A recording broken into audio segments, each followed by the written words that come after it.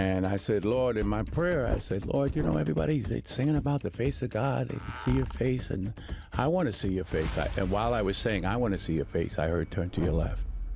I was 20 when I sat in my mother's beauty parlor, and Miss Ruth Green was known to have the gift of prophecy. Some of you may have heard this story. And she prophesied. She said, boy, you are going to travel the world and preach to millions of people. On my mother's grave, father's grave. I said, what was that? You said, I don't know. And here's my point.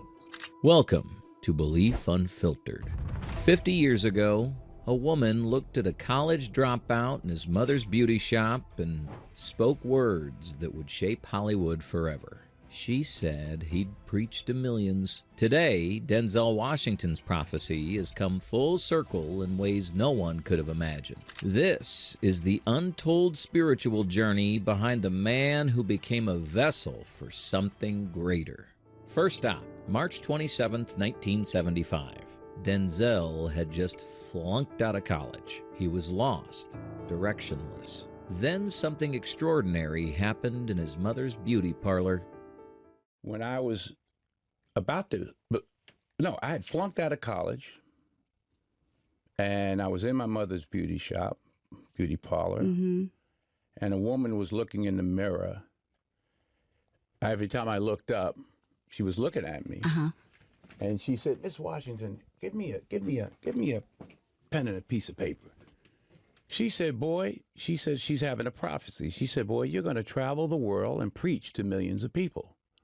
If you see there, it says 1975. I've had that. I took a picture of it. It was an envelope my mother wrote it on, and I kept the envelope, and it got so raggedy, I just took a picture of it. And Miss Ruth, is that her name? Her name was Miss Ruth Green. So she said, you're going to travel the world and preach to millions of people. And I'm thinking like, oh, I flunked out of college, you know. How am I going to do that? Yeah. Am I even going to get back in college? 1975? Yeah. So when the woman left, I asked my mother, I said, Ma, who is that? She said, it's Miss Ruth Green. She's one of the oldest members of the church in town, and she's known to have the gift of prophecy. And I remember thinking, I wonder if she can prophesy about me getting back in school. Yeah. She didn't say anything about being famous or becoming an actor or any of that. That was March 27th. That summer, I started acting. That fall. Notice what she didn't say. Nothing about Hollywood, Oscars, or fame. The prophecy was something deeper, and it would take exactly 50 years for its full meaning to reveal itself.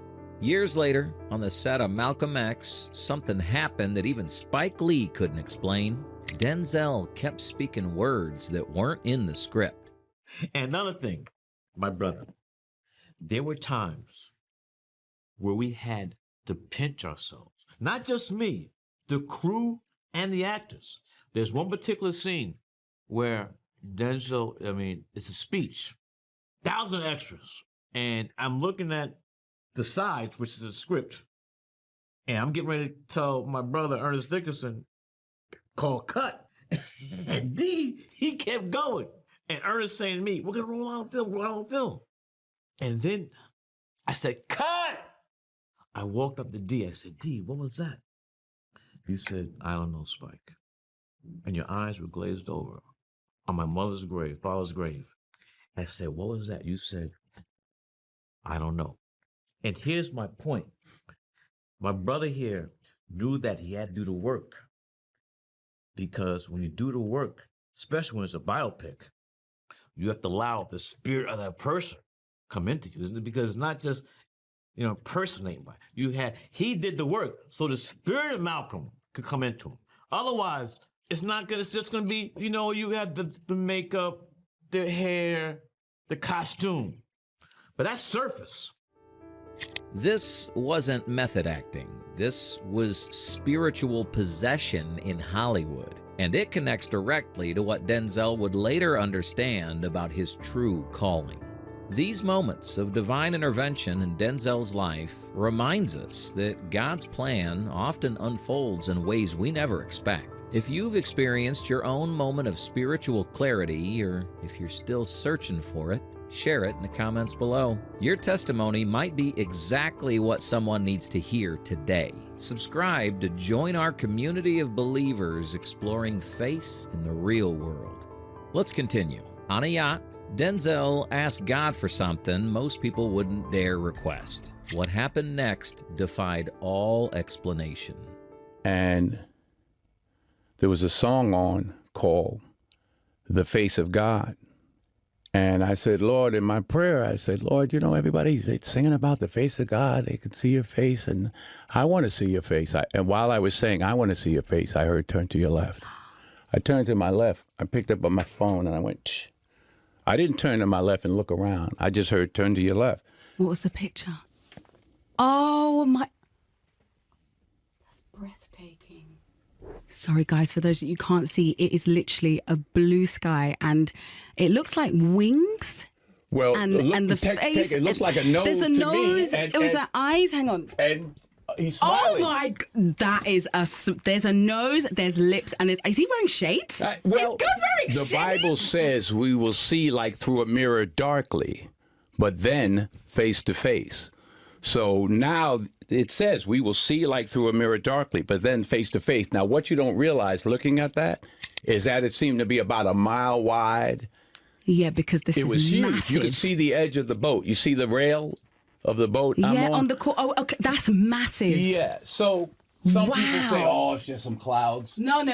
My point being, while I was asking, wow, that's what I heard. While I was asking, I said, Lord, I want to turn to your left. I went. A mile-wide face in the clouds. While he was asking, God was already answering. But this vision was preparing him for the ultimate fulfillment of Ruth Green's prophecy. December 2024, exactly 50 years after the prophecy, Denzel Washington stands before a congregation about to complete a journey that started in his mother's beauty shop. Man gives the award. God gives the reward. That's what my mother told me about the 8th or 9th time I lost an Academy Award. She says, boy, man gives the award. God gives the reward. Yes, she does. She does. Miss Ruth Green, 50 years ago, as we speak, actually, 50 years ago, I turned 70 next week. I was 20 when I sat in my mother's beauty parlor, and Miss Ruth Green was known to have the gift of prophecy. Some of you may have heard this story. And she prophesied. She said, boy, you are going to travel the world and preach to millions of people. She didn't say you're going to get back in school. She didn't say you're going to become an Academy Award. She didn't say any of those things. She said you're going to travel the world and preach to millions of people. She couldn't even spell the word prophecy. My mother wrote prophecy, and my mother wrote Reverend Washington, actually. And 50 years later, look at... Look at God. So, if he can do this for me, there's nothing he can't do for you. The sky literally is the limit, and there's no limit to the sky. God is good all the time. God is with us when we're not with him. He's for us when we're not for him. He watches us when we don't watch him.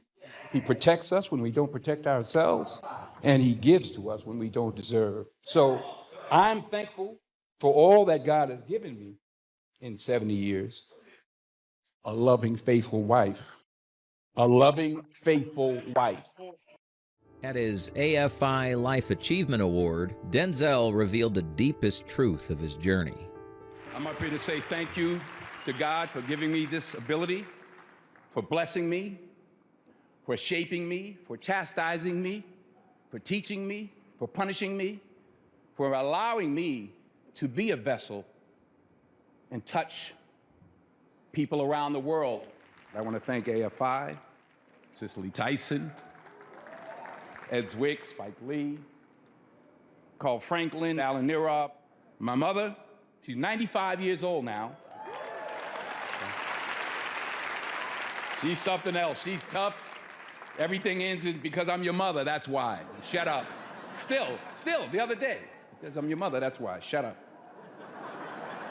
To my father, who taught me by example how to be a gentle man, the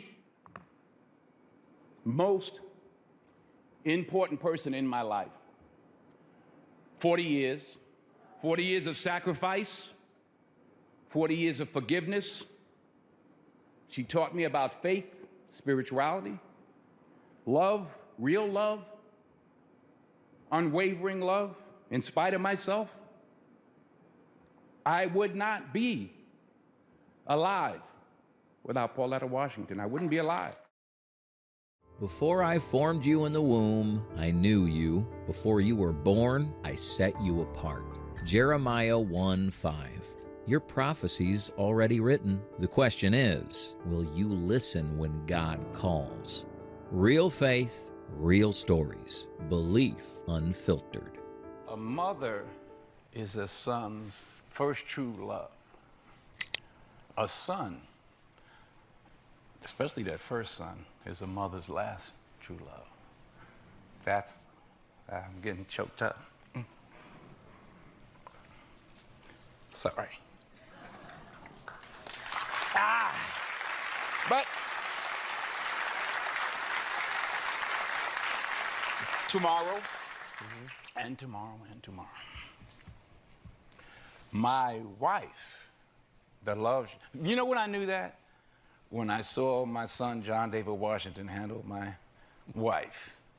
I don't care what he does. She's going, all right, baby. What happened? Well, Ma, I think I got rid of 6 of them. Well, just give me the clothes and bring me all the stuff. And that's when I realized, you know, really that bond. And, you know, she was there for everything. And she went home. You got a tissue? I got a tissue. Oh, you got a... Got a tissue for you. There you go. There you go. Here's your mother. This is the 1990 Academy Awards. Best Supporting Actor for Glory.